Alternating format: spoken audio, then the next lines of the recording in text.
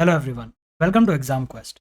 इस वीडियो के अंदर हम सितंबर महीने की नेशनल न्यूज़ को कवर करने वाले हैं, जिसके अंदर हम कुछ बहुत ही इंपॉर्टेंट एक्ट्स देखेंगे, जैसे कि armed forces special powers act, foreign contribution regulation act. हम देखेंगे कि पॉलिटिकल पार्टीज को कैसे रिकॉग्नाइज किया जाता है, साथ ही साथ क्रीमी लेयर के कॉन्सेप्ट को भी देखेंगे और एक national register for citizens NRC को भी हम देखेंगे। ये हमारी नेशनल न्यूज़ होगी। इसके बाद जो हमारी वीडियो आएगी उसके अंदर हम इंटरनेशनल को कवर करेंगे और आने वाली वीडियोस के अंदर schemes, initiative, science and tech, इस तरह के टॉपिक्स जो है इनकी अलग अलग वीडियोस मिलेगी। तो हम मंथ वाइज इन सभी वीडियोस को कवर करते चलेंगे, ताकि जब आपको रिवाइज करना हो, अगर आप सारी नेशनल न्यूज़ एक साथ देखना चाहते हैं तो हर महीने की नेशनल न्यूज़ देखते चलें। इसी की प्लेलिस्ट हम आपको यूट्यूब पर भी प्रोवाइड कर देंगे। आज़ादी के बाद 1950s का जो टाइम पीरियड था, इस 1950s के अंदर नॉर्थ ईस्ट वाले रीजन के अंदर बहुत ज़्यादा इंसर्जेंसी हो रही थी। इसकी जो शुरुआत थी वो होती हमारे नागालैंड वाले रीजन से। तो 1950s के अंदर जो आपका नागालैंड वाला रीजन है, ये नागालैंड वाला रीजन भी आपके आसाम के अंदर आता था। तो आप पूरे नॉर्थ ईस्ट को एक तरह से देख सकते थे कि वहाँ पे मेजरली आपको आसाम देखने को मिलता था। आसाम जो कि एक राज्य था, और दूसरा आपको एक मणिपुर नाम की यूनियन टेरिटरी देखने को मिलती थी। ये उस टाइम पर यूनियन टेरिटरी। आसाम के अंदर अपनी आसाम की स्टेट गवर्नमेंट थी, और इंडिया के अंदर जो पुलिस और पब्लिक ऑर्डर है, पुलिस और पब्लिक ऑर्डर है, इसको मेंटेन करने की रिस्पॉन्सिबिलिटी स्टेट की होती है। यानी कि पुलिस और पब्लिक ऑर्डर स्टेट लिस्ट का हिस्सा होता है। तो हर राज्य के अंदर पुलिस को और पब्लिक ऑर्डर को मेंटेन करने की जिम्मेदारी स्टेट की होती है। नॉर्थ ईस्ट के अंदर आसाम की जो स्टेट गवर्नमेंट थी, उसकी रिस्पॉन्सिबिलिटी थी पुलिस और पब्लिक ऑर्डर को मेंटेन करने की। लेकिन 1951 के अंदर एक ग्रुप होता है, जिस ग्रुप का नाम होता है नागा नेशनल काउंसिल। ये जो ग्रुप होता है, ये ग्रुप अपने आप ही डिक्लेयर कर देता है, ये कोई सरकार नहीं है, ये याद रखिएगा। ये ग्रुप ये डिक्लेयर कर देता है कि इन्होंने एक फ्री एंड फेयर इलेक्शन कराया। उस इलेक्शन के अंदर बहुत सारे लोगों ने पार्टिसिपेट किया, और उन सभी लोगों ने क्या कहा है, उन लोगों ने कहा है कि हमें अपना एक नागा नेशन चाहिए। ये अपने लिए एक नेशन की डिमांड करने लग गए। 1951 के अंदर इस ग्रुप ने ये चीज़ डिक्लेयर कर दी। 1956 आते आते इसकी जो टेररिस्ट एक्टिविटीज़ थी वो इंक्रीज होती जा रही थी, इंसर्जेंसी इंक्रीज होती जा रही थी, और इसने 1956 के अंदर ये डिक्लेयर कर दिया कि हम इस वाले रीजन के अंदर, जहाँ पे नागा लोग रहते हैं, उस रीजन के अंदर अपनी एक गवर्नमेंट स्टेब्लिश कर रहे हैं। तो एक पैरेलल गवर्नमेंट नागा रीजन के अंदर चल रही थी, जो कि उस टाइम पर आसाम का हिस्सा था। भले ही पुलिस और पब्लिक ऑर्डर स्टेट लिस्ट का हिस्सा होता है, लेकिन आसाम की गवर्नमेंट को यह बहुत ही मुश्किल हो रहा था कि हम कैसे इस इंसर्जेंसी को कंट्रोल करें। तो इसी वजह से एक स्पेशल एक्ट बनाया गया, जिस एक्ट का नाम था armed force special powers act. Armed forces special powers act बनाया गया। इस armed forces special powers act के अंदर क्या होता है, जैसा नाम वैसा काम। इसके अंदर आर्म्ड फोर्सेज को कुछ स्पेशल पावर्स दी जाती हैं। ये स्पेशल पावर्स क्या होती हैं? ये स्पेशल पावर्स होती हैं कि अगर इन्हें किसी के ऊपर शक है कि वो इंसर्जेंट है या फिर टेररिस्ट है, तो वो उसके ऊपर फायरिंग ओपन कर सकते हैं, ओपन फायर कर सकते हैं उसके ऊपर। उन्हें अगर लगता है कि किसी बिल्डिंग के अंदर, किसी जगह के अंदर कोई इंसर्जेंट छुपा हुआ है, तो उसके अंदर ये घुस सकते हैं, उसके अंदर एंटर कर सकते हैं, उस जगह को वो सर्च कर सकते हैं, ठीक है, बिना किसी वारंट के। तो एंटर कर सकते हैं किसी भी बिल्डिंग के अंदर, किसी भी जगह के अंदर सर्च कर सकते हैं विदाउट एनी वारंट, ठीक है। उन्हें वारंट की भी ज़रूरत नहीं होती। वो किसी भी पर्सन को अरेस्ट कर सकते हैं अगर उन्हें उसके ऊपर शक है। तो ये वाले सारे के सारे जो काम है, देखिए, अगर हम पुलिस को नॉर्मली ये सारी ताकत दे दें कि वो किसी के भी ऊपर गोली मार दे सिर्फ एक शक के बेसिस पर, तो क्या होगा, कल को आप अपने टहल रहे होंगे, भेलपूड़ी खा रहे होंगे रोड पे, और वो आपको गोली मार देंगे और कहेंगे कि हमें उसकी शक्ल से लग रहा था कि वो टेररिस्ट है। तो ऐसा पुलिस ना करे, इसलिए उनको ये सारी ताकतें नॉर्मल कंडीशंस में नहीं दी जाती। लेकिन क्योंकि नॉर्थ ईस्ट के अंदर इतनी ज़्यादा इंसर्जेंसी थी, उनको कंट्रोल कर पाना मुश्किल था, इसीलिए आर्म्ड फोर्सेस को ये ताकतें दी गई थी। साथ ही साथ इन ताकतों के साथ उनको दी गई थी लीगल इम्यूनिटी। लीगल इम्यूनिटी का मतलब क्या है कि तुम ये जो सारे के सारे काम कर रहे हो, इस काम के लिए तुम्हें कोई कोर्ट कचहरी में भी नहीं लेके जा पाएगा। तो उनको लीगल इम्यूनिटी मिली हुई थी। तो ये जो armed forces special powers act है, क्योंकि इसके अंदर हमने आर्म्ड फोर्सेस को इतनी ज़्यादा ताकतें दे दी, इसीलिए देखिए, एक कथन है, एक बात कही जाती है कि power corrupts and absolute power corrupts absolutely. यानी कि power corrupts and absolute power corrupts absolutely. यहां पे हम आर्म्ड फोर्सेस को एब्सोल्यूट पावर दे रहे हैं, तो यहां पे हर एक चांस है कि इस पावर का मिसयूज हो सकता है। ठीक है, तो 1950s के अंदर इसकी बहुत ज़्यादा ज़रूरत थी इस एक्ट की, लेकिन आज की डेट में इनफैक्ट हम देखते आ रहे हैं कि बहुत बार इस एक्ट का मिसयूज भी हुआ है और बहुत ज़्यादा बेगुनाह लोगों को भी मारा गया है। एक केस हुआ था कि नॉर्थ ईस्ट के अंदर जो आर्म्ड फोर्सेस हैं वो एफ्स्पा एक्ट का फ़ायदा उठा के काफ़ी ज़्यादा रेप केसेस के भी इनके ऊपर एलिगेशंस लगाए जाते थे। तो इसी वजह से armed forces special powers act को हर कोई चाहता है कि जल्दी से जल्दी सिचुएशन नॉर्मल होते ही रिपील कर दिया जाए या फिर उस जगह से हटा दिया जाए। तो ये armed forces special powers act की एक हिस्ट्री है। सवाल कहाँ कहाँ से पूछा जा सकता है, पहला तो ये कि क्या armed forces special powers act independent India में ही पहली बार लगाया गया था? ऐसा नहीं है।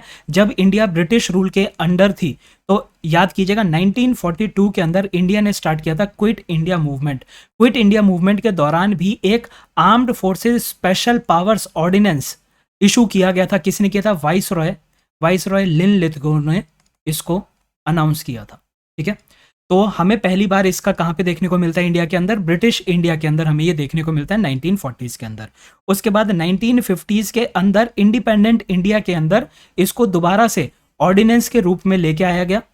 फिर उसी ऑर्डिनेंस को रिप्लेस कर दिया गया एक बिल के साथ, या फिर आप कह सकते हैं एक एक्ट के साथ, जिसको हम आज की डेट में armed forces special powers act के नाम से जानते हैं। दूसरा सवाल जो पूछा जा सकता है वो ये कि armed forces special powers act कहाँ कहाँ पे लगाया जाता है? तो देखिए, armed forces special powers act को हम डिस्टर्ब्ड एरियाज के अंदर लगा सकते हैं।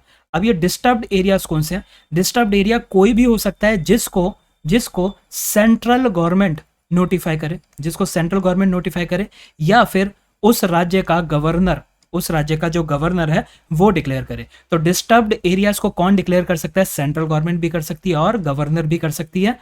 इस केस में जो स्टेट गवर्नमेंट है, स्टेट गवर्नमेंट भी अपनी सजेशन दे सकती है, लेकिन स्टेट गवर्नमेंट खुद से डिक्लेयर नहीं कर रही। ठीक है, गवर्नर करेगा या फिर सेंट्रल गवर्नमेंट डिक्लेयर करती है कि कौन सा एरिया डिस्टर्ब्ड एरिया होगा। एक नाम आपको याद रखना है, जब भी armed forces special powers act आएगा तो आपको ये नाम अपने जहन में हमेशा रखना है, इरोम शर्मिला। इरोम शर्मिला कई सालों तक, 30-40 सालों तक, एग्जैक्टली मेरे को याद नहीं कि कितने सालों तक, पर कई दशकों तक, कई डेकेड्स तक ये हंगर स्ट्राइक पर बैठी रही थी। हंगर स्ट्राइक पर क्यों बैठी थी? क्योंकि ये चाहती थी कि मणिपुर से, इनफैक्ट पूरे नॉर्थ ईस्ट से ही चाहती थी वो, लेकिन वो मणिपुर की थी, इसलिए मैं मणिपुर बता रहा हूँ। इरोम शर्मिला मणिपुर की थी। वो चाहती थी कि जो armed forces special powers act है इसको वहां से हटा लिया जाए। ठीक है, इसीलिए वो हंगर स्ट्राइक पर बैठी हुई थी, कई डेकेड्स तक बैठी रही। जब भी उनकी सिचुएशन बहुत ही ज़्यादा खराब हो जाती थी और ऐसा हो जाता था कि अब उनकी जान नहीं बच पाएगी, तो गवर्नमेंट उनको पकड़ के हॉस्पिटल में एडमिट करा देती थी और हॉस्पिटल में उनको फोर्स फीड किया जाता था। लेकिन उन्होंने खुद से कोई खाना नहीं खाया। अभी आई थिंक 4-5 साल पहले ही उन्होंने अपनी इस हंगर स्ट्राइक को ख़त्म किया और अब उन्होंने शादी भी कर ली है। ठीक है, तो इरोम शर्मिला का नाम आपको एक याद रखना है। कई जो आपके स्टेट पीसीएस और छोटे एग्जाम्स हैं वहां पे इनके बारे में पूछा जा सकता है।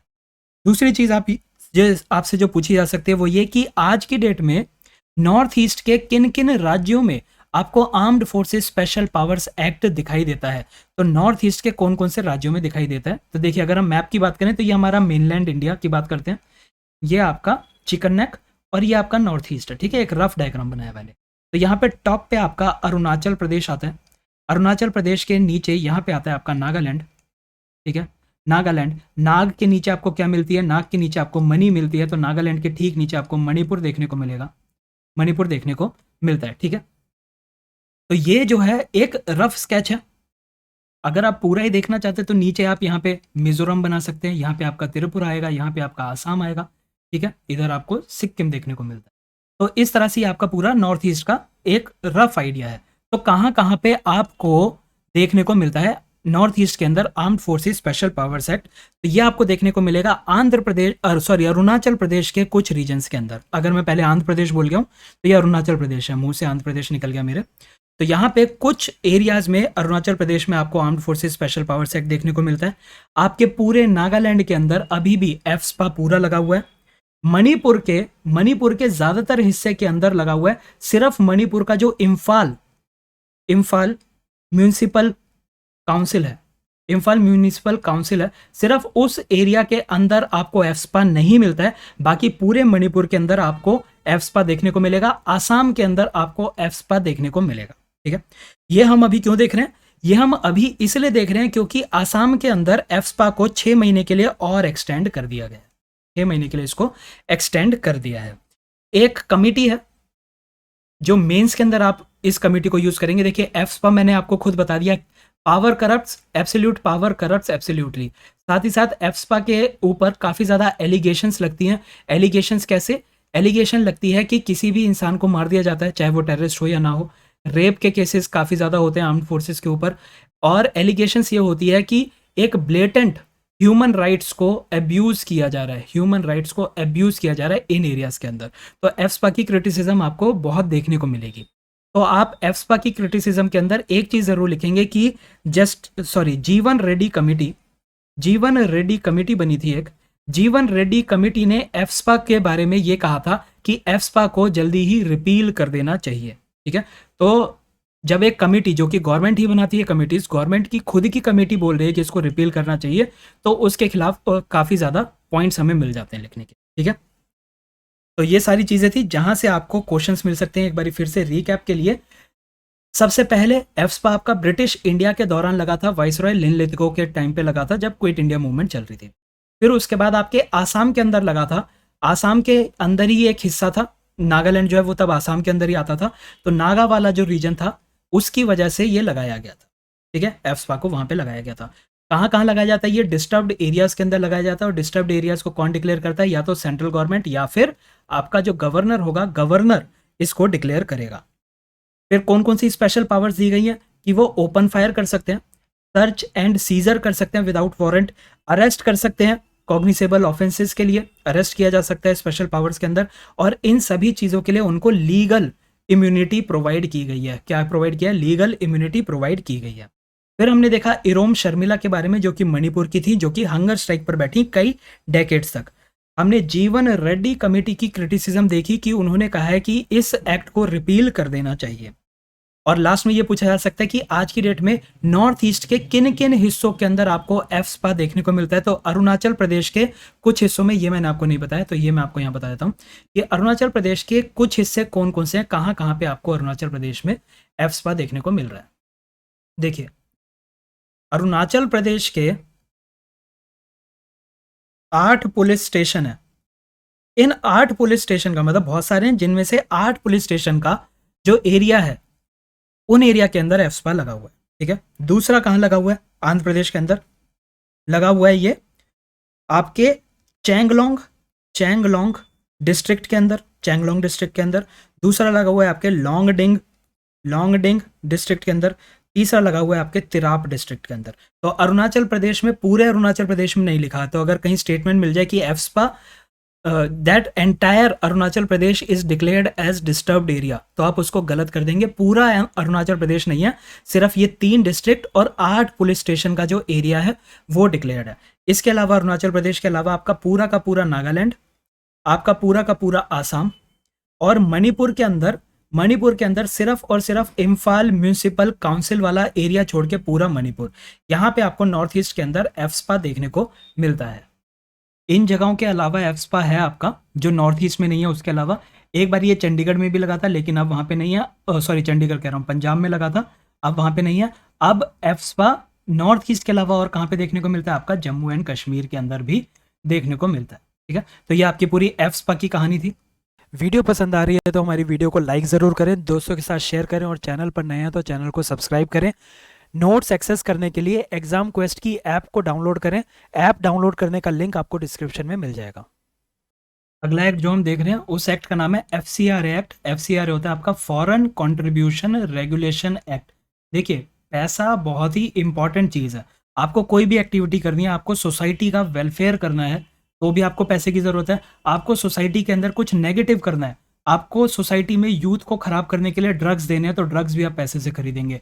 आपको अगर हथियार देने हैं, वेपन्स देने हैं, तो भी आप पैसों से करेंगे। अगर आप सरकार के खिलाफ रैली निकालना चाहते हैं या फिर इंडिया की डेवलपमेंट के खिलाफ प्रदर्शन करना चाहते हैं, तो उसमें भी पैसा लगता है। तो ये जो पैसा है, इससे आप भला भी कर सकते हैं और नुकसान भी कर सकते हैं। तो इंडिया के अंदर बहुत सारी ऐसी सोसाइटीज़ हैं, कंपनीज हैं, एनजीओज हैं जिनको फंडिंग मिलती है बाहर के देशों से, फॉरेन देशों से इनको पैसा मिलता है। ये जो पैसा है ये कहाँ कहाँ पे यूज़ किया जा सकता है? ये या तो आपके सोशल प्रोग्राम्स के लिए या फिर सोशल वेलफेयर के लिए यूज़ हो सकता है, एजुकेशनल वेलफेयर के लिए यूज़ हो सकता है, रिलीजन के लिए यूज़ हो सकता है, किसी इकोनॉमिक एक्टिविटी के लिए भी हो सकता है, और आपके कल्चरल पर्पस के लिए भी इसका इस्तेमाल किया जा सकता है। लेकिन वहीं पे इसका कुछ नेगेटिव यूज़ किया है। कुछ कुछ एनजीओज क्या कर रहे थे, इंडिया की डेवलपमेंट को हैम्पर करने के लिए इंडिया के खिलाफ प्रदर्शन कर रहे थे। तो इंडिया को एक नेगेटिव इमेज मिल रही थी। जैसे मान लीजिए कहीं पे हमें कोई पावर प्लांट लगाना है, तो उस एरिया के अंदर कोई एनजीओ जाके उस एरिया के लोगों को बोल दे कि इस पावर प्लांट के आने के बाद रेडिएशन से आपको बहुत ज़्यादा बीमारियां लग जाएगी, तो वहाँ के जो लोग हैं वो डर जाएंगे और वो क्या करने लगेंगे, वो प्रोटेस्ट करने लग जाएंगे और इंडिया जो है वो पावर प्लांट नहीं लगा पाएगा। ठीक है, न्यूक्लियर पावर प्लांट जहाँ लगाने की बात हो रही थी। तो इससे क्या हो रहा है, हम न्यूक्लियर पावर प्लांट नहीं लगा पा रहे, यानी कि एनर्जी की प्रोडक्शन नहीं हो रही, हमारी डेवलपमेंट कहीं ना कहीं पे यहाँ पे हैम्पर होती है। तो इस तरह की एक्टिविटीज हो रही थी। तो इसीलिए ऐसी चीजें ना हो तो एक एक्ट बनाया गया, और वो एक्ट का नाम क्या है, उस एक्ट का नाम है फॉरेन कंट्रीब्यूशन रेगुलेशन एक्ट। यानी कि फॉरेन से, विदेशों से अगर पैसा आ रहा है तो उसको रेगुलेट किया जाएगा। तो ये एफसीआरए एक्ट आखिर है क्या?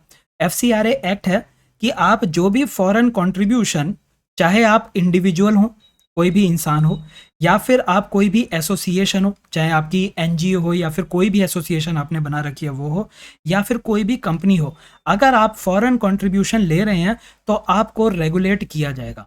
फॉरेन कंट्रीब्यूशन आपकी डोनेशन की फॉर्म में भी हो सकती है, डोनेशन की फॉर्म में भी हो सकती है, और किसी भी तरह का ट्रांसफर हो सकता है, भले ही वो डोनेशन ना हो लेकिन पैसे आ रहे हैं किसी ना किसी वजह से। ठीक है, ट्रांसफर हो सकता है किसी भी करेंसी का, किसी भी बाहर के देश से करेंसी का, किसी भी सिक्योरिटी का। सिक्योरिटी मतलब कि जैसे कंपनी के अंदर शेयर्स होते हैं, बॉन्ड्स होते हैं, उन सबको सिक्योरिटी कहा जाता है। तो वो भी एक तरह से क्या कर रहा है, वो भी एक तरह से आपको फाइनेंशियल हेल्प करने की कोशिश की जा रही है सिक्योरिटीज के थ्रू। कोई भी आर्टिकल, कोई भी सामान हो, तो अगर कोई भी डोनेशन आ रही है या फिर कोई भी करेंसी, कोई भी सिक्योरिटी या फिर कोई भी सामान इंडिया के अंदर ट्रांसफर किया जा रहा है बाहर के देशों से, तो उसको रेगुलेट किया जाएगा। ठीक है, और किस एक्ट के अंदर किया जाता है रेगुलेट किया जाता है? फॉरेन कंट्रीब्यूशन रेगुलेशंस एक्ट 2010 के अंदर इसको रेगुलेट किया जाता है। अब इसके अंदर रेगुलेशंस क्या क्या लगी हैं? रेगुलेशन ये लगी है कि आप अगर आप चाहे कोई सोसाइटी हो, चाहे आप कोई कंपनी हो, चाहे आप कोई एनजीओ हो, या फिर आप कोई भी एसोसिएशन हो, अगर आप बाहर से फॉरेन कंट्रीब्यूशन लेना चाहते हैं तो आपको इंडिया के अंदर अपना रजिस्ट्रेशन कराना पड़ेगा। ये जो रजिस्ट्रेशन है, आप एक बार ही रजिस्ट्रेशन करा लोगे तो आप 5 सालों तक फॉरेन कंट्रीब्यूशन ले सकते हैं। 5 सालों के बाद आपको अपने रजिस्ट्रेशन को रिन्यू कराना है। तो हर 5 साल के बाद जब वो रिन्यू कराने जाएगा तो चेक किया जाएगा कि वो सही से एक्टिविटी कर रहा था या फिर इंडिया को हार्म कर रहा था। हार्म करेगा तो उसके रजिस्ट्रेशन को हम रिन्यू नहीं करेंगे। ठीक है, तो रजिस्ट्रेशन होगा 5 सालों के लिए जो वैलिड होता है। दूसरी चीज, जो भी फॉरेन कंट्रीब्यूशन आ रहा है वो किन चीजों पे खर्च किया जा सकता है, या तो सोशल, या एजुकेशनल, रिलीजियस, इकोनॉमिक, या फिर कल्चरल पर्पस। सिर्फ इन्हीं कामों के लिए फॉरेन कंट्रीब्यूशन को यूज किया जा सकता है। ठीक है, जितनी भी सोसाइटी, कंपनी, एनजीओ या एसोसिएशन फॉरेन कंट्रीब्यूशन ले रही हैं जो कि रजिस्टर्ड हैं, उनको हर साल अपनी रिटर्न फाइल करनी होगी। जैसे जब भी आप इनकम टैक्स भरते हैं तो इनकम टैक्स भरने के बाद आपको अथॉरिटी के पास एक डॉक्यूमेंट सबमिट करना होता है, जिस डॉक्यूमेंट में ये लिखा होता है कि इस साल आपकी इतनी इनकम थी, इस इनकम पे इतना टैक्स बना, और ये जो मैंने टैक्स है, ये मैंने टैक्स इस डेट को आपका चुका दिया है। तो पहले आप टैक्स अलग से फिल करते हैं और फिर उसके बाद एक डॉक्यूमेंट सबमिट करते हैं। यहाँ पे ये रिटर्न क्या फाइल करेंगे, यहाँ पे ये एनुअली एक रिटर्न फाइल करेंगे कुछ इसी तरह से।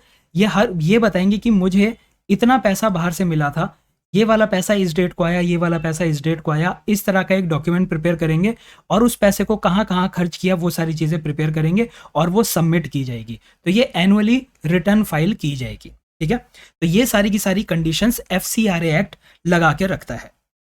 दूसरी चीज़ जो आपसे एग्जाम में पूछी जा सकती है वो ये कि फॉरेन कंट्रीब्यूशन कौन कौन नहीं ले सकता इंडिया के अंदर।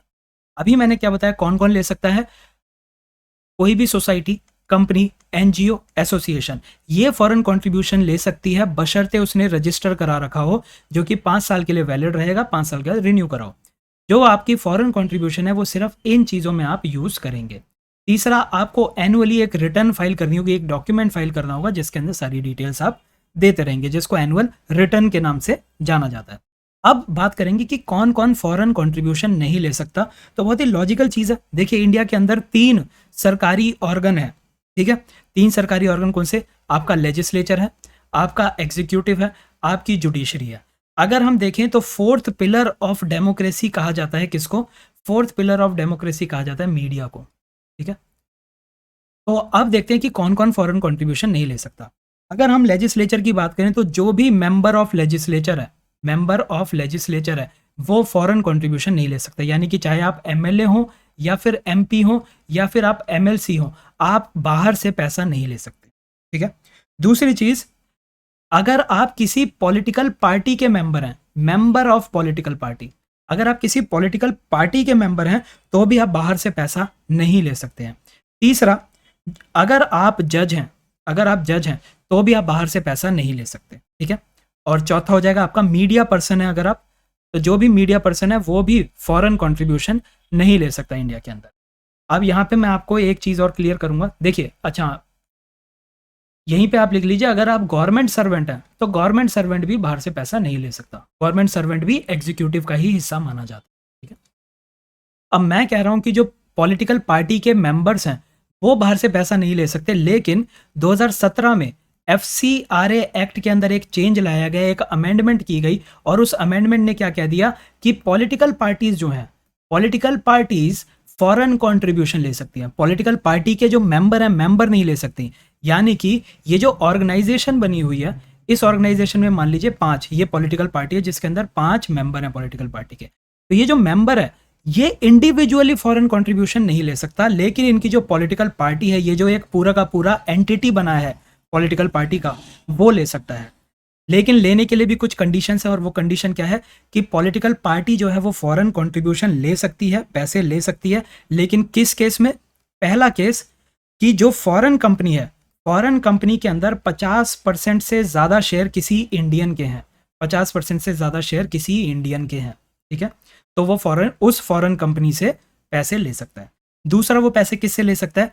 कोई फॉरेन कंपनी थी, उस फॉरेन कंपनी ने इंडिया के अंदर एक इंडियन सब्सिडियरी खोल रखी है, ठीक है। एग्जाम्पल के तौर पे मान लीजिए ये यूएस है और ये इंडिया है, तो यूएस के अंदर कोई कंपनी थी, उस कंपनी ने अपने नीचे एक और कंपनी खोल ली और वो कंपनी इंडिया के अंदर है। तो जो पॉलिटिकल पार्टी है वो इस कंपनी से, जो इंडियन सब्सिडियरी है फॉरेन कंपनी की, Indian subsidiary of foreign company जो है, उससे फॉरेन कंट्रीब्यूशन पॉलिटिकल पार्टीज ले सकती हैं। तो ये सारे के सारे चेंजेस आपको याद रखने हैं। अब ये न्यूज़ में क्यों था?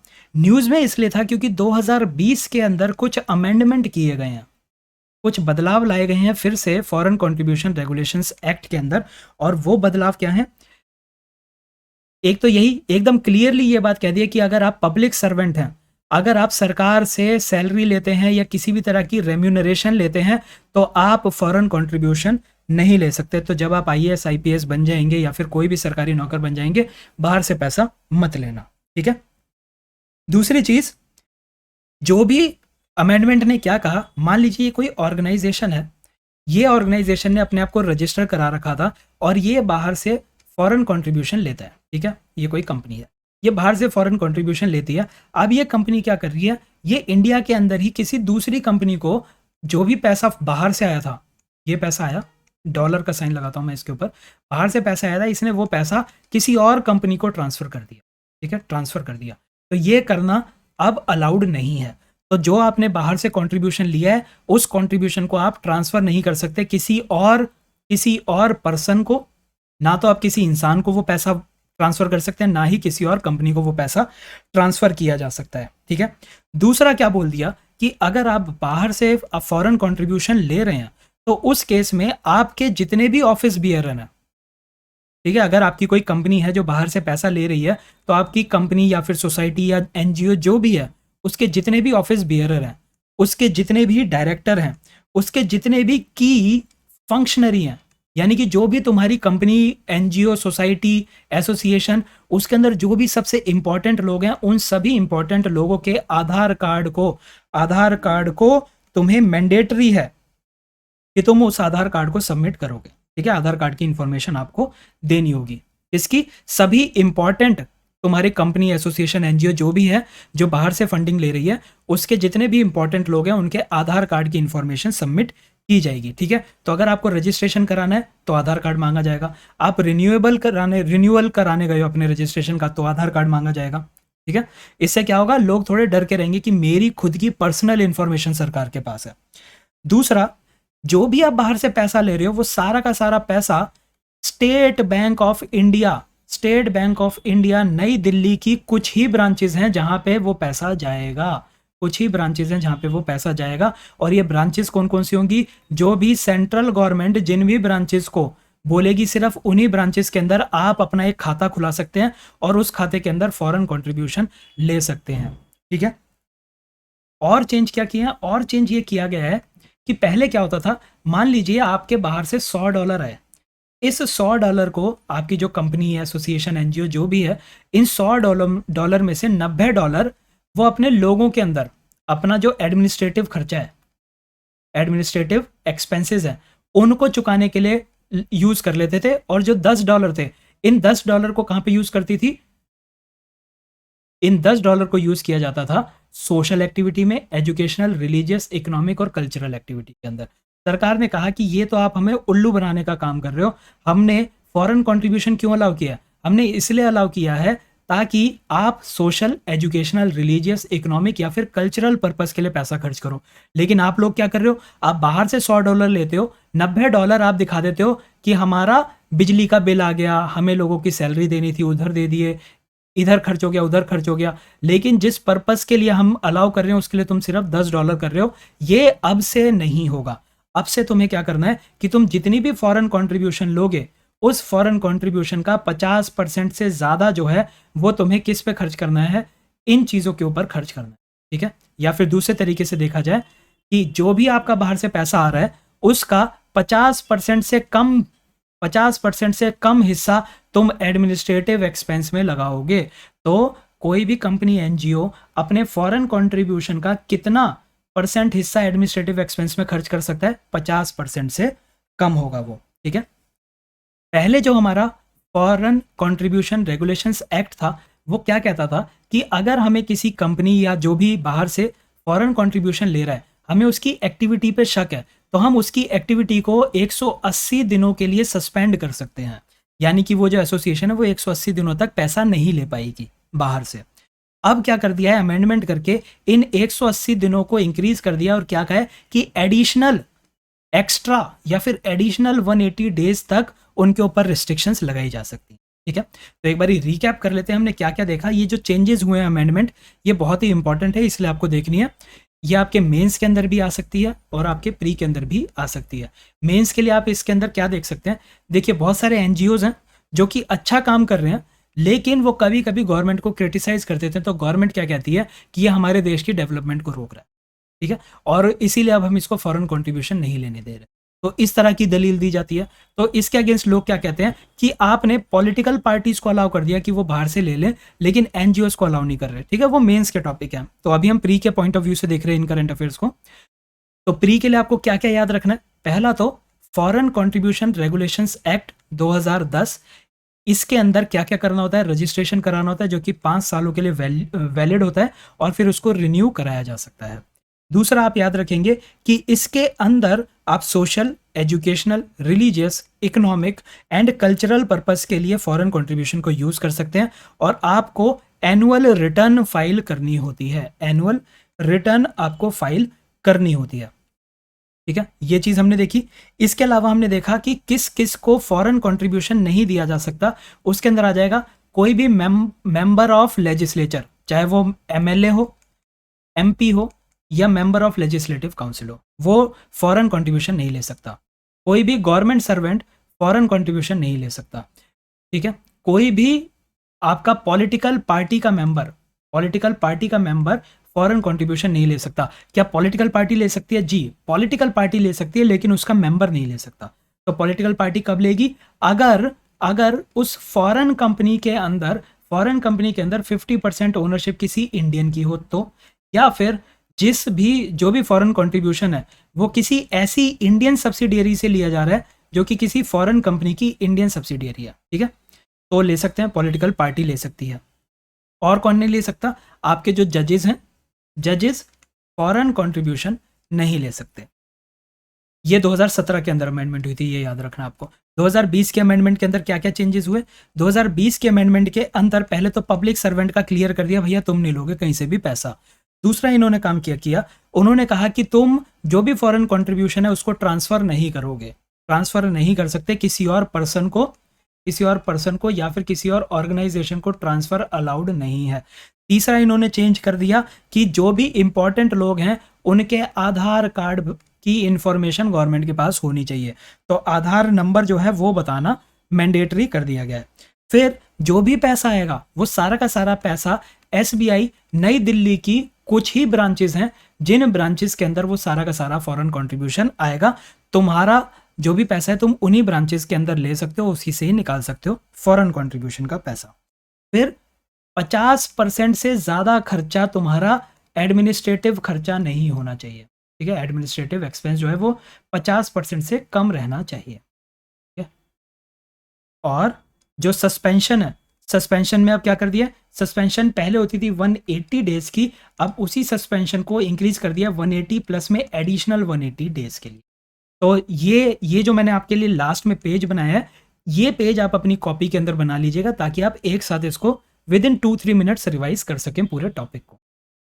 अगला जो टॉपिक देखेंगे इसके बारे में हम बहुत ज़्यादा डिटेल में नहीं जाएंगे क्योंकि इस टॉपिक के ऊपर लगभग हर दूसरे तीसरे महीने में चर्चा चालू हो जाती है और इसके ऊपर कोई खास डेवलपमेंट हो नहीं रही, पर क्योंकि न्यूज़ में इसलिए हमें ये पता होना चाहिए। एनआरसी की बात कर रहे हैं हम। 1951 के अंदर जब जनगणना हुई थी यानी कि सेंसस हुआ था, तो सेंसस के बाद एक रजिस्टर बनाया गया था जिस रजिस्टर के अंदर इंडिया के सिटीजन्स का नाम लिखा गया था। इंडिया के सिटीजन्स का एक नाम लिखा गया था जिसको हम एनआरसी कहते हैं। 1951 के अंदर ये हुआ था पूरे देश के लिए। अब एनआरसी को अपडेट करने का काम चल रहा है। कहाँ पे चल रहा है ये काम चल रहा है आसाम के अंदर। सवाल उठता है कि सिर्फ आसाम के अंदर ये काम क्यों चल रहा है? तो इसके पीछे आप इंडिया का मैप देखिए। अगर ये इंडिया है, ठीक है, रफ मैप है तो ज़्यादा इमोशनल मत होना, इंडिया की बहुत रिस्पेक्ट है, लेकिन आज से मैं मैप बना नहीं पाऊंगा, टाइम वेस्ट होगा, ठीक है। तो ये एक मान लीजिए मेनलैंड इंडिया है, ये आपका चिकन नेक मान लीजिए, फिर ये आपका नॉर्थ ईस्ट, ठीक है। तो ये जो रीजन पड़ता है ये रीजन है आपका आसाम का रीजन, ठीक है। आसाम के ठीक नीचे आपको देखने को मिलता है बांग्लादेश। 1971 की जब वॉर हो रही थी, 1971 की इंडिया पाकिस्तान वॉर के दौरान बहुत ज़्यादा बांग्लादेशी इंडिया में माइग्रेट कर गए और वो आसाम में आ गए। क्यों? एक तो प्रॉक्सिमिटी थी, प्रॉक्सिमिटी, पास में पड़ता था आसाम। दूसरा जो लैंग्वेज है वो भी कुछ हद तक सिमिलर देखने को मिलती है, सेम बंगाली टाइप की ही लैंग्वेज टोन जो है वो देखने को मिलती है। तो बहुत सारे माइग्रेंट जो है वो आसाम के अंदर घुसते आ रहे थे और 1971 के बाद से इंडिया के अंदर बहुत ज़्यादा इलीगल माइग्रेंट्स घुसते जा रहे थे और वो इलीगल माइग्रेंट्स जो है वो आसाम के अंदर रहने लग गए। तो इससे जो आसाम के लोग हैं, एक तो आसाम की जो एम्प्लॉयमेंट है, एम्प्लॉयमेंट अपॉर्चुनिटी कम हो रही है। दूसरा, आसाम की जो अपनी एथनिसिटी है, उसकी अपनी जो एक आइडेंटिटी है, वो आइडेंटिटी भी कहीं ना कहीं पर डाइल्यूट हो रही थी।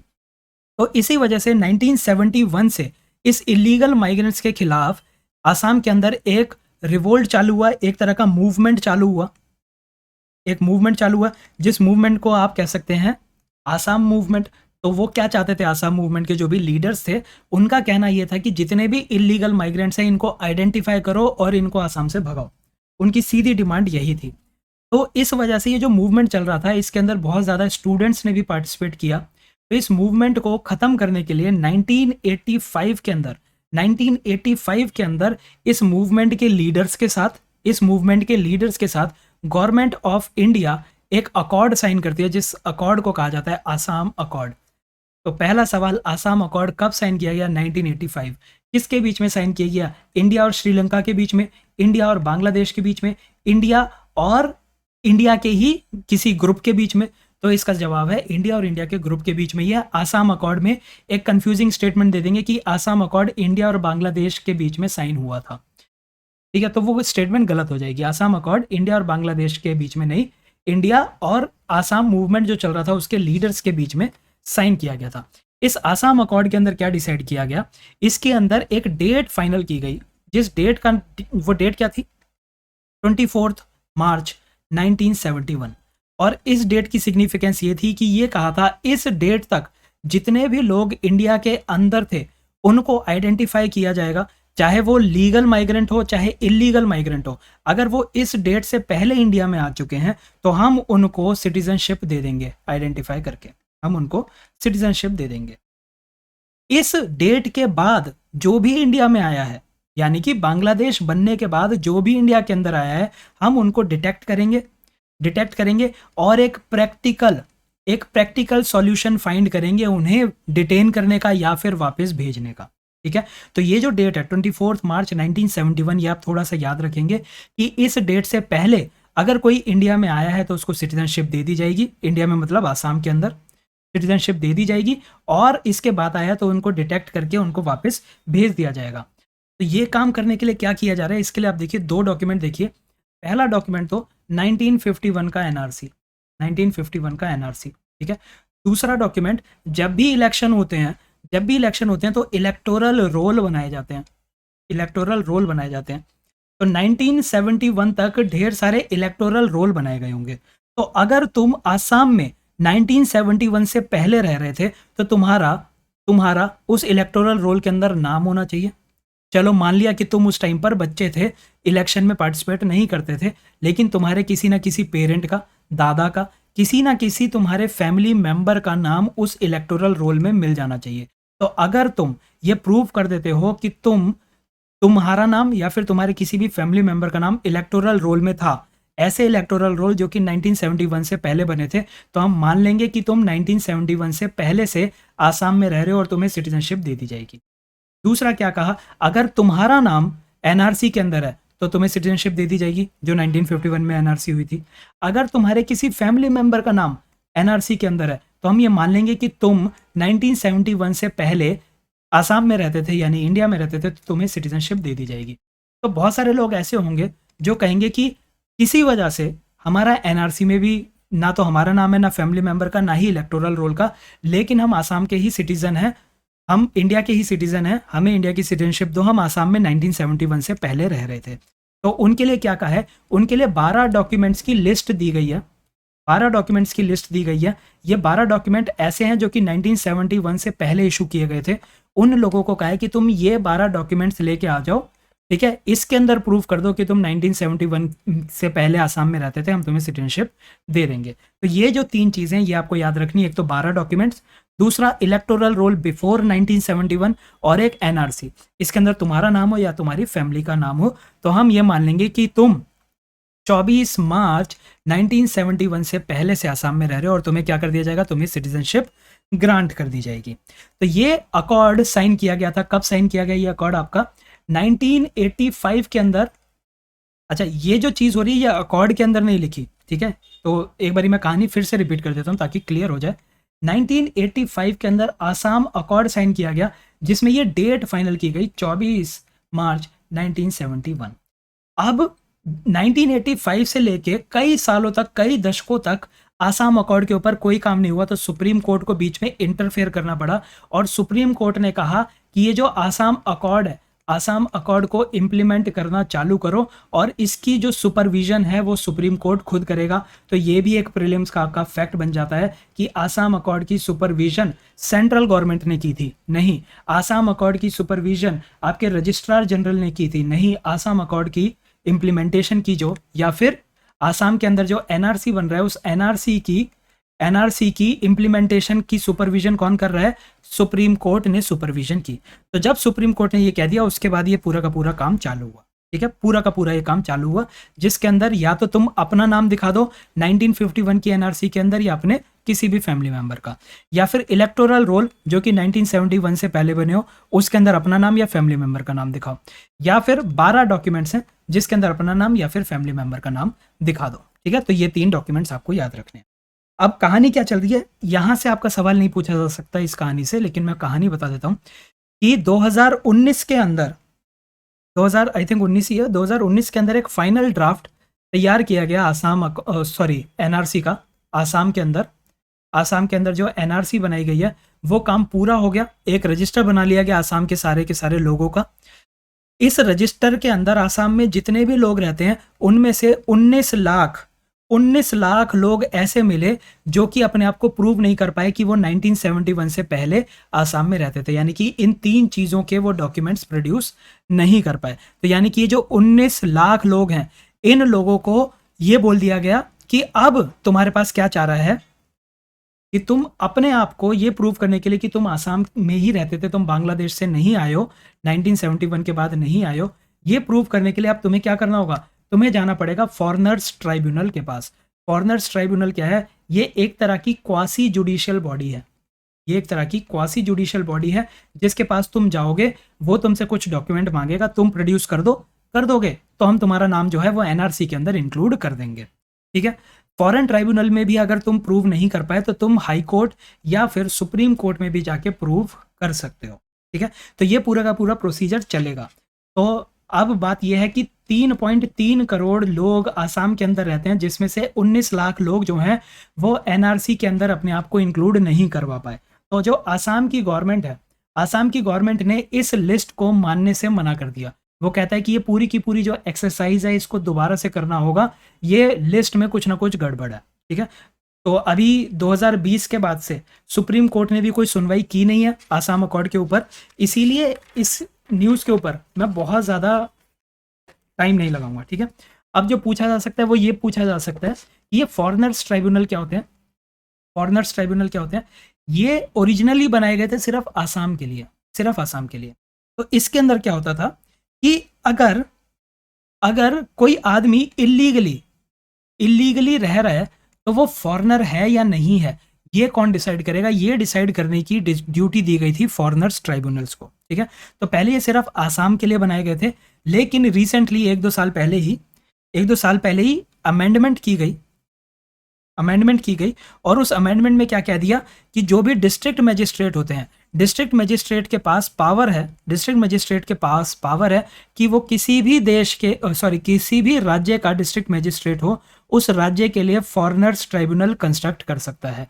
तो अब सवाल ये आता है कि फॉरेनर्स ट्राइब्यूनल कौन बनाता है? क्या फॉरेनर्स ट्राइब्यूनल को स्टेट गवर्नमेंट बनाती है? नहीं। क्या फॉरेनर्स ट्राइब्यूनल को केवल सेंट्रल गवर्नमेंट बना सकती है? नहीं। क्या फॉरेनर्स ट्राइब्यूनल केवल आसाम में बनाया जाता है? नहीं। फॉरेनर्स ट्राइब्यूनल किसी भी स्टेट में बनाया जा सकता है, उसको बनाने की जिम्मेदारी डिस्ट्रिक्ट मजिस्ट्रेट को दी गई है। तो जब आप आईएएस बन जाएंगे तो हो सकता है आपके पास भी ये पावर आए और आप भी फॉरेनर्स ट्राइब्यूनल कंस्ट्रक्ट कर सकें। ठीक है।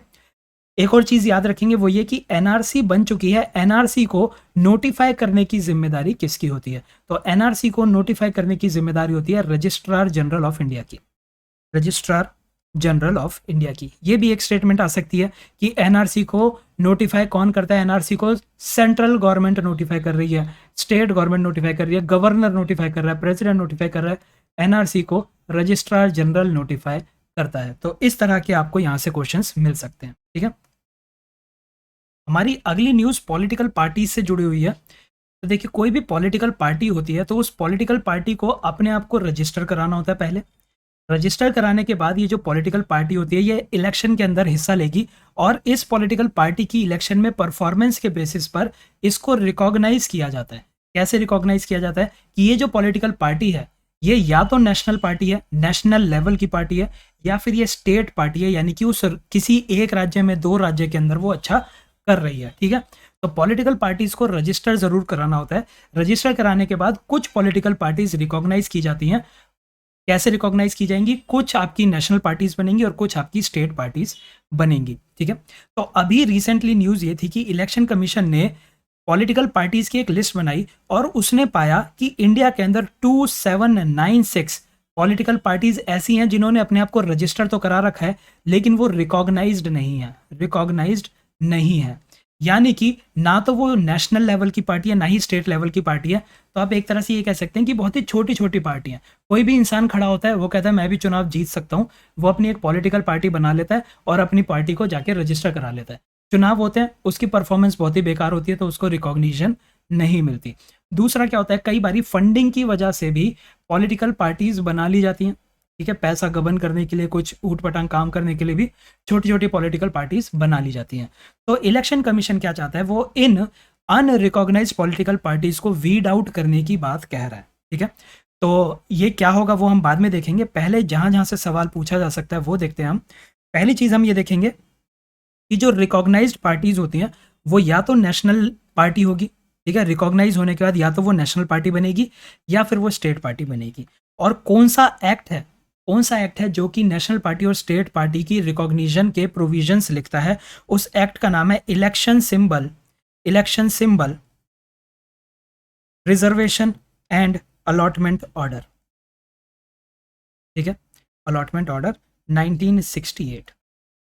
पार्टीज को रिकॉग्नाइज कैसे किया जाए, कौन सी पार्टी नेशनल पार्टी बनेगी, कौन सी स्टेट पार्टी बनेगी, वो किस ऑर्डर में लिखी गई है, वो लिखी गई है election symbol reservation and allotment order 1968। तो इसके अंदर अगर किसी पार्टी को नेशनल पार्टी बनना है तो उसके क्या क्या क्राइटेरिया, इंडिया में आज की डेट में केवल 8 नेशनल पार्टीज हैं, ठीक है, तो वो 8 नेशनल पार्टीज यहीं पे लिख लेते हैं।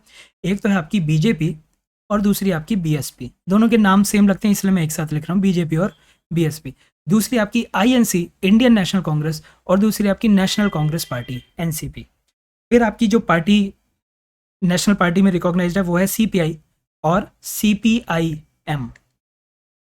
सातवीं पार्टी आपकी रिकॉग्नाइज्ड पार्टी है वो है all India Trinamool Congress, AITC. और आठवीं पार्टी जो कि रिसेंटली नेशनल पार्टी बनी है, उस पार्टी का नाम है नेशनल पीपल्स पार्टी। तो सबसे रिसेंटली कौन सी पार्टी को नेशनल पार्टी रिकॉग्नाइज किया गया, नेशनल पीपल्स पार्टी को रिकॉग्नाइज किया गया। तो इंडिया में केवल ये 8 पार्टीज हैं जो नेशनल, यानी कि वो नेशनल लेवल पे बहुत ही बड़ी पार्टी हैं, यानी कि बहुत सारी स्टेट के अंदर वो अपना वजूद देखती हैं। तो छोटी मोटी पार्टी नहीं, बड़ी पार्टी इसमें काउंट होंगी है। तो किसी भी पार्टी को नेशनल पार्टी बनने के लिए क्या करना होता है, उसको 3 डिफरेंट स्टेट से लोकसभा के अंदर 2% सीट्स जीती होनी चाहिए। दूसरे तरीके से कह सकते हैं, ऐसी पार्टीज जो कि लोकसभा के चुनाव में 2% सीटें जीतेंगे, और ये सीटें जो 2% सीटें हैं ये कम से कम 3 राज्यों से जीती होनी चाहिए, ठीक है। पहला क्राइटेरिया तो ये है। तो अगर कोई पार्टी लोकसभा के इलेक्शन के अंदर 2% सीटें जीत लेगी और ये सीटें 3 राज्यों से आ रही हैं तो उसको नेशनल पार्टी बोल देंगे। दूसरा क्राइटेरिया क्या होगा कि आपने लोकसभा में इलेक्शन हुआ था या फिर 4 राज्यों में इलेक्शन हुए थे, ठीक है, लेजिस्लेटिव असेंबली में इलेक्शन हुए थे। या तो आप लोकसभा के इलेक्शन के अंदर 6% से ज़्यादा वोट ले आओ, या फिर 4 स्टेट लेजिस्लेटिव असेंबली के अंदर 6% वोट ले आओ, लेजिस्लेटिव असेंबली 4 स्टेट की लेजिस्लेटिव असेंबली इलेक्शन में 6% वोट ले आओ, साथ ही साथ लोकसभा के अंदर तुम्हारी 4 सीट्स होनी चाहिए। 2 क्राइटेरिया। पहला क्राइटेरिया कि 3 अलग अलग राज्यों से तुमने लोकसभा के चुनाव में 2% सीटें जीती हैं। दूसरा क्राइटेरिया, लोकसभा के अंदर 6% वोट तुम्हें मिला है, या फिर 4 स्टेट की लेजिस्लेटिव असेंबली के इलेक्शन में 6% वोट मिला है और लोकसभा की 4 सीटें तुम्हारे पास हैं। तीसरा क्राइटेरिया कि तुम 4 या फिर 4 से ज़्यादा राज्यों की स्टेट पार्टी हो, 4 या फिर 4 से ज़्यादा राज्यों की स्टेट पार्टी हो। अगर तुम इन 3 में से कोई भी क्राइटेरिया फुलफिल करोगे, हम तुम्हें नेशनल पार्टी बना देंगे, रिकॉग्नाइज कर देंगे। किस एक्ट के अंदर? इस एक्ट के अंदर इसको रिकॉग्नाइज किया जाता है। दूसरा हम देखते हैं कि मैंने यहाँ पे कहा कि 4 या 4 से ज़्यादा राज्यों में स्टेट पार्टी हो, तो स्टेट पार्टी कैसे रिकॉग्नाइज की जाती है, तो उसके लिए भी कुछ क्राइटेरिया दिए गए हैं और यूपीएससी ने ये क्राइटेरिया कई बार प्रीलिम्स के अंदर पूछे हैं। तो ये क्राइटेरिया आपको याद होने चाहिए। स्टेट पार्टी बनने के लिए आपको क्या चाहिए, आपको 3% स्टेट लेजिस्लेटिव असेंबली के इलेक्शन में 3% सीटें अगर तुम जीत चुके हो, किसी भी राज्य में तुम 3% सीटें जीत चुके हो, तो तुम्हें स्टेट पार्टी डिक्लेयर किया जा सकता है, ठीक है। उस राज्य की तुम स्टेट पार्टी बन जाओगे, केवल उस राज्य की। पहला क्राइटेरिया ये हो गया। दूसरा क्राइटेरिया क्या हो गया कि लोकसभा में जितनी भी सीट है, लोकसभा की हर 25 सीटों के लिए तुमने 1 सीट जीती है। लोकसभा की हर 25 सीटों के लिए तुमने 1 सीट जीत रखी है, तो तुम जो है स्टेट पार्टी बन जाओगे। तीसरा क्या हो जाएगा कि जब लोकसभा या फिर असेंबली में इलेक्शन हो रहे थे, तब तुमने 6% से ज़्यादा वोट हासिल किए। जब लोकसभा या फिर स्टेट की असेंबली के अंदर इलेक्शन हो रहे थे, तुमने 6% से ज़्यादा वोट हासिल करे। अगर लोकसभा के इलेक्शन में तुमने 6% से ज़्यादा वोट हासिल करे, साथ ही साथ तुमने लोकसभा में 1 सीट जीत ली, तो तुम स्टेट पार्टी बन गए, ठीक है। अगर लेजिस्लेटिव असेंबली में इलेक्शन हुए, वहां पे तुमने 6% से ज्यादा वोट ले लिए और साथ ही साथ तुमने 2 सीट जीत ली, तो तुम स्टेट पार्टी बन गए। ठीक है, तो ये आपका तीसरा क्राइटेरिया होगा। चौथा क्राइटेरिया क्या है कि लोकसभा का इलेक्शन हो या फिर लेजिस्लेटिव असेंबली का इलेक्शन हो, उस इलेक्शन में तुमने 8% वोट जीते हैं, तो तुम्हें जो है स्टेट पार्टी डिक्लेयर कर दिया जाएगा। आई नो ये थोड़ा सा फैक्चुअल है, लेकिन ये आपको याद रखना है क्योंकि यूपीएससी पहले भी पूछ चुकी है और आगे भी पूछ सकती है। एक और चीज़ पूछी जा सकती है कि अगर कोई पार्टी, मतलब मैं बनना ही क्यों चाहता हूँ, मैं नेशनल या स्टेट पार्टी क्यों बनना चाहता हूँ, क्योंकि मुझे कुछ बेनिफिट मिलते हैं। बेनिफिट कैसे मिलेंगे, मुझे मेरा जो सिंबल है वो सिंबल रिजर्व कर दिया जाएगा। तो अगर मैं नेशनल पार्टी हूँ तो मैं पूरे इंडिया में अपने उसी सिंबल के साथ इलेक्शन लड़ सकता हूँ। अगर मैं स्टेट पार्टी हूँ तो उस राज्य के अंदर मैं अपने उसी सिंबल के ऊपर इलेक्शन लड़ सकता हूँ। अगर कोई पॉलिटिकल पार्टी रजिस्टर्ड है लेकिन अनरिकॉग्नाइज्ड है, तो वो कौन से सिंबल से इलेक्शन लड़ेगा, तो उनके लिए एक फ्री सिंबल की एक लिस्ट बनी होती है, उनमें से उन्हें कोई चुनना पड़ता है या फिर दे दिया जाता है। तो ये आपको याद रखना है। ठीक है, इलेक्शन के अंदर सिंबल बहुत इंपॉर्टेंट है क्योंकि इंडिया के अंदर लिटरेसी बहुत ही ज़्यादा प्रिवलेंट थी, स्पेशली पास्ट में और आज की डेट में भी काफ़ी है। तो मैं लिटरेसी बोल गया, इलिटरेसी बहुत ज़्यादा प्रिवलेंट थी। तो इलिटरेसी की वजह से लोग पार्टी का नाम नहीं पढ़ सकते, लेकिन जब वो देखेंगे कि कमल बना है या फिर हाथ बना है तो वो समझ जाएंगे कि कौन सी पार्टी है। साइकिल बनी है, उन्हें पता है कि ये साइकिल कौन सी पार्टी है। तो इस तरह से सिंबल जो है वो बहुत ही ज़्यादा इंपॉर्टेंट होता है। इसीलिए आप देखेंगे हमारा भी अगर इंस्टीट्यूट है तो हमने भी अपना सिंबल बनाया है। आप जैसे ये सिंबल देखेंगे आपको नाम पढ़ने की ज़रूरत नहीं, आपको पता है कि आप एग्जाम क्वेस्ट की वीडियो देख रहे हैं। ठीक है, तो ये जो है सिंबल आपको कर दिया जाता है। दूसरा, जब भी इलेक्शन होंगे तो आपको जितने भी तुम्हारी कॉन्स्टिट्यूएंसी के अंदर जितने भी लोग रहते हैं जो कि वोट डालेंगे, उनकी एक लिस्ट बनाई जाती है जिसको इलेक्टोरल रोल कहा जाता है। इलेक्टोरल रोल बनाया जाता है। इलेक्टोरल रोल की 2 कॉपीज फ्री ऑफ कॉस्ट आपको प्रोवाइड की जाएंगी। ठीक है, इसके अंदर एक चीज़ और याद रखेंगे जो बहुत इंपॉर्टेंट है कि अगर आपकी पार्टी रिकॉग्नाइज्ड है तो अब अगर आपको इलेक्शन लड़ना है तो आपको नॉमिनेशन के लिए सिर्फ एक प्रपोजर की ज़रूरत है। यानी कि अगर आप चुनाव लड़ना चाहते हो तो बस एक आदमी खड़ा होकर बोल दे कि हाँ मैं इसको सपोर्ट करता हूँ। ठीक है, या फिर कोई आदमी जाए और आपका नाम दे के आ जाए कि इस आदमी को इलेक्शन के लिए खड़ा करो, तो सिर्फ एक ही प्रपोजर की ज़रूरत होती है। ये आपको याद रखना है। कितने प्रपोजर चाहिए होते हैं? सिंगल प्रपोजर चाहिए होता है। इसके अलावा आपको ऑल इंडिया रेडियो के ऊपर फ्री एयर टाइम मिलता है। आपको जो लैंड एक सब्सिडाइज्ड रेट पर प्रोवाइड की जाती है जहां पे आप अपना ऑफिस बना सकते हैं। तो इस तरह के बेनिफिट जो हैं वो एक रिकॉग्नाइज्ड पार्टी को दिए जाते हैं। ठीक है, तो इसके अंदर जो इंपॉर्टेंट था वो ये था, ये याद रखेंगे आप। साथ ही साथ ये आप याद रखेंगे, यहां से बहुत बार क्वेश्चन आए हैं, इसीलिए आपको ये याद रखना है।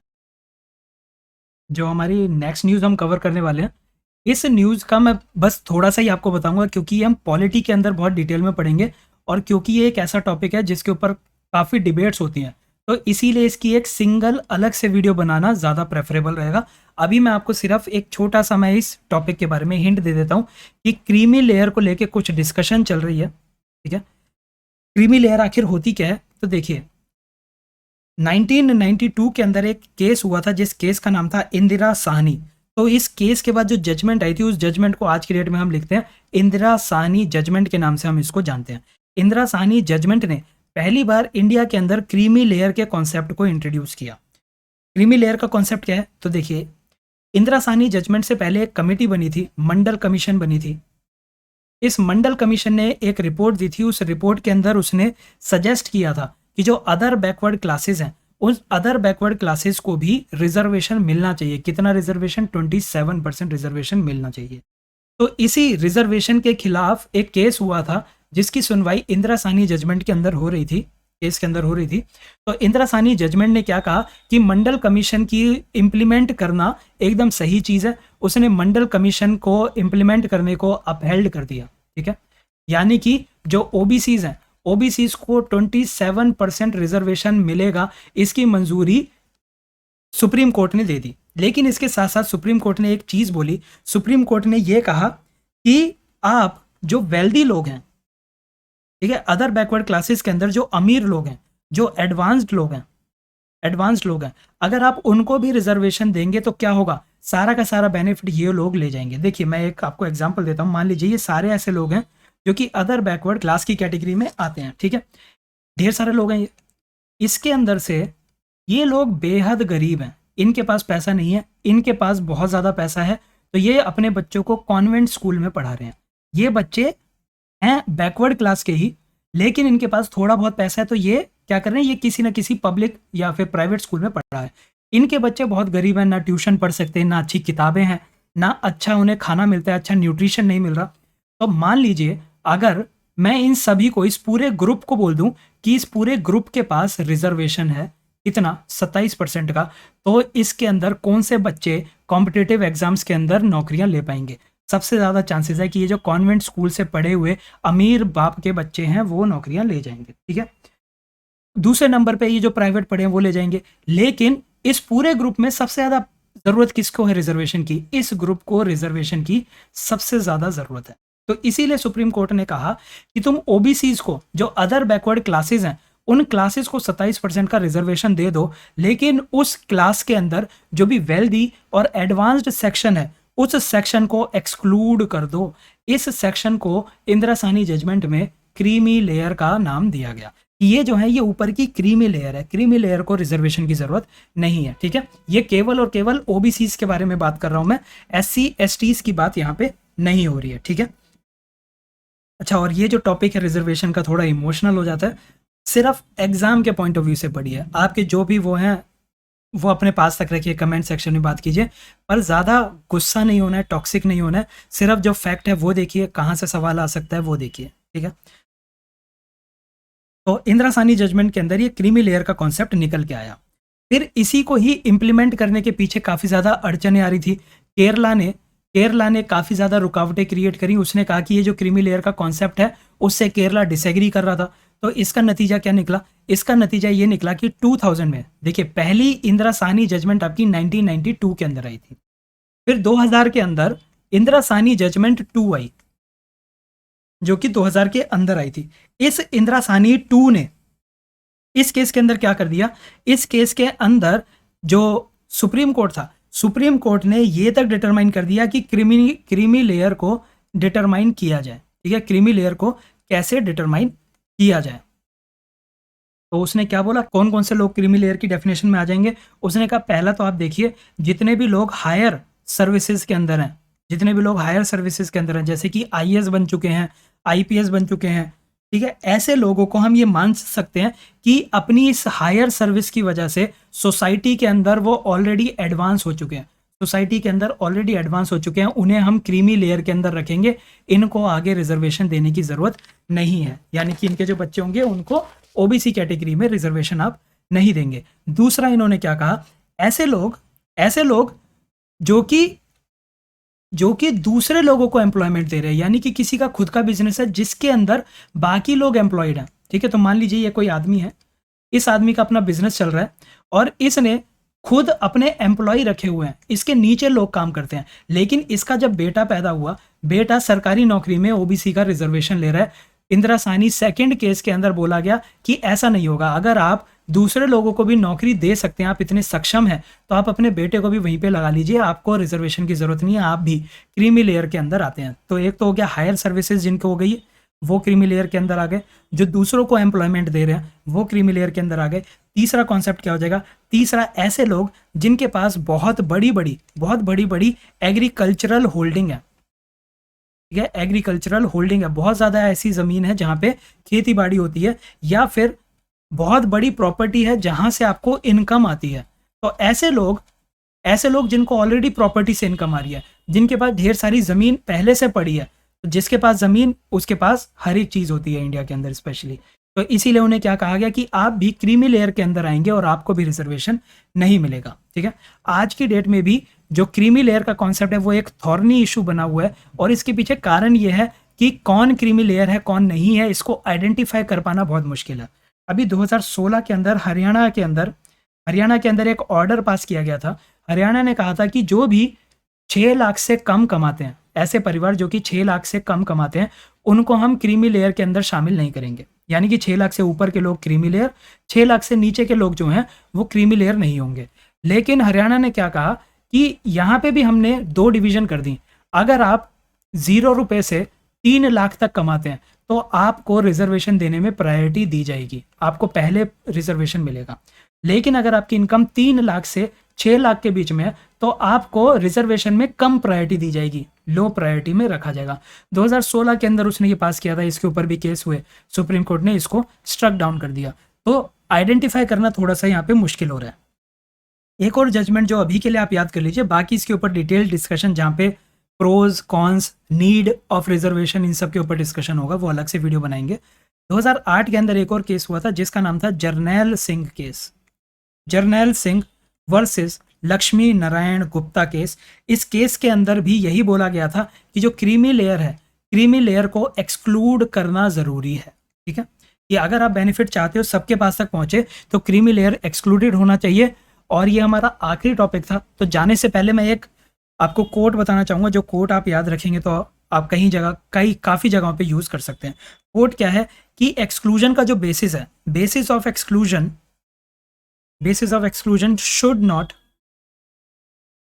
should not merely be economic.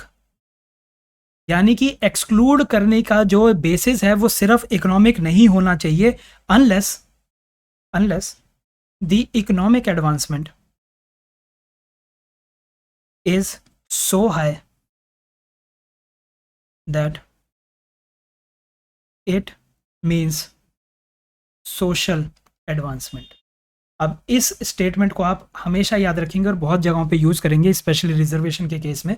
देखिए क्या होता है, जब भी इंसान सोसाइटी के अंदर पीछे पिछड़ा हुआ होता है तो उसको कई डिस्क्रिमिनेशन फेस करनी होती हैं। पहली डिस्क्रिमिनेशन तो एकदम साफ है, जो आपको इकोनॉमी के एस्पेक्ट में देखने को मिलेगी, यानी कि हो सकता है वो सही से खाना ना खा पा रहा हो, बच्चों को स्कूल ना भेज पा रहा हो। दूसरी डिस्क्रिमिनेशन होती है सोसाइटी के नाम पे, कि उसको हीन भाव से, नीच दृष्टि से देखा जाता है, उसकी सोसाइटी के अंदर ज़्यादा रिस्पेक्ट नहीं होती। तो ये भी एक तरह की सोशल डिस्क्रिमिनेशन है। पॉलिटिकल डिस्क्रिमिनेशन एक अलग होती है, जिसके अंदर आप पॉलिटिक्स के अंदर पार्टिसिपेट नहीं कर पा रहे। तो क्या होता है, जो लोग बैकवर्ड हैं उनके पास पहले पैसा आता है, पैसा आने के बाद क्या वो अब सोसाइटी के अंदर मुंह उठा के चल सकते हैं? ज़रूरी नहीं है। अभी हो सकता है उसके पास पैसा आना चालू हुआ है, लेकिन अभी भी उसको हीन दृष्टि से देखा जा सकता है। धीरे धीरे जब उसके पास ढेर सारा पैसा हो जाएगा, उसका जो लाइफस्टाइल थोड़ा सा इम्प्रूव हो जाएगा, उसके बाद वो सोसाइटी के अंदर नॉर्मल जो बाकी लोग हैं उन बाकी लोगों की बराबरी पर रह पाएगा। ठीक है, तो क्या कहा जाता है कि पैसा अगर किसी के पास आ रहा है तो सिर्फ तुम पैसे के बेसिस पर ये नहीं कह सकते कि अब तो उसके पास पैसा है, अब उसको रिजर्वेशन की ज़रूरत नहीं है, अब तो उसके पास पैसा है, अब वो अदर बैकवर्ड क्लासेस के अंदर नहीं आएगा। तो यानी कि आप किसी को रिजर्वेशन मना जब कर रहे हैं तो मना करने के लिए सिर्फ आप पैसे को ना देखें, अगर उस पैसे से सोसाइटी में उसका सोशल एडवांसमेंट हो चुका है, तो ही आप उसको रिजर्वेशन के बेनिफिट से एक्सक्लूड करें। और ये बात मैं नहीं कह रहा हूं, ये बात कही गई है जस्टिस जीवन रेड्डी ने। तो क्योंकि एक जज ने ये बात कही है, तो इसीलिए इसको हम अपने आंसर्स के अंदर यूज कर सकते हैं, तो उससे हमारे आंसर्स को थोड़ी सी वेटेज मिलती है। ठीक है, कि जो इकोनॉमी है या पैसा है, पैसा अकेला क्राइटेरिया नहीं है, पैसा के साथ साथ सोशल एडवांसमेंट भी होनी चाहिए।